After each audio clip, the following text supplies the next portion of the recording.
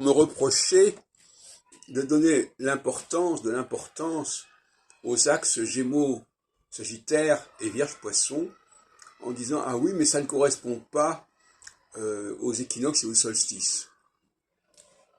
Moi je ne fonctionne pas comme Jean-Pierre Nicolas.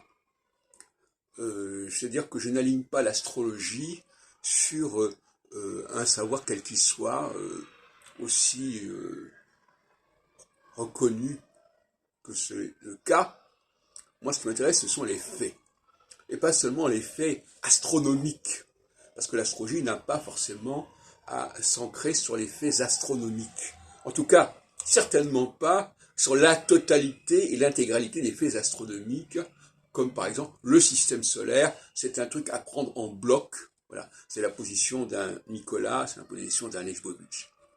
Le postulat, c'est que tout le système solaire doit faire sens pour l'astrologie. Je dis non, absolument pas. Et en ce qui concerne les saisons, on peut nous dire, ah oui, mais comment, voilà, pourquoi vous n'attachez pas d'importance à l'axe équinoxial, à l'axe solsticial, pourquoi vous prenez quelque chose qui est 30 degrés en amont, qui correspond à la croix des mutables et non pas à la croix des signes cardinaux. Moi, je répondrais de manière un peu cynique que c'est ce que j'ai pu observer.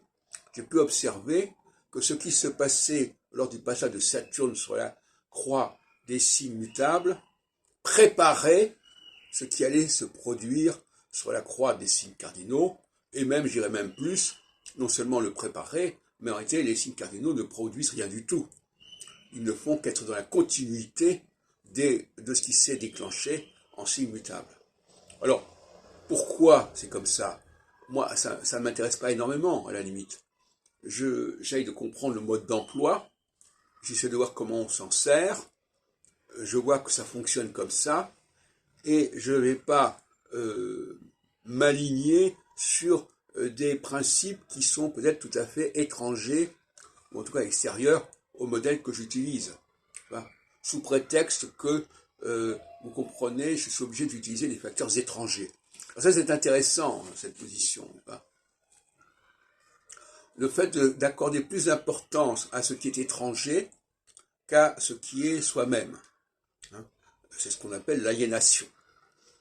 Alors, les astrologues aliénés sont des gens qui croient que l'astrologie doit s'aligner sur l'astronomie, sur la météorologie, etc. Enfin, bref. Et pour moi, c'est un syndrome tout à fait remarquable, sur lequel je ne veux pas m'étendre ici. On ne peut pas aller dans la bonne voie avec ce genre de démarche.